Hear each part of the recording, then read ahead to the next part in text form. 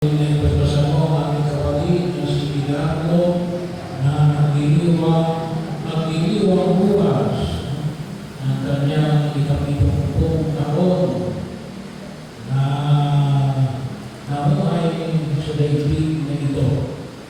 Ay lubos yung pinagbago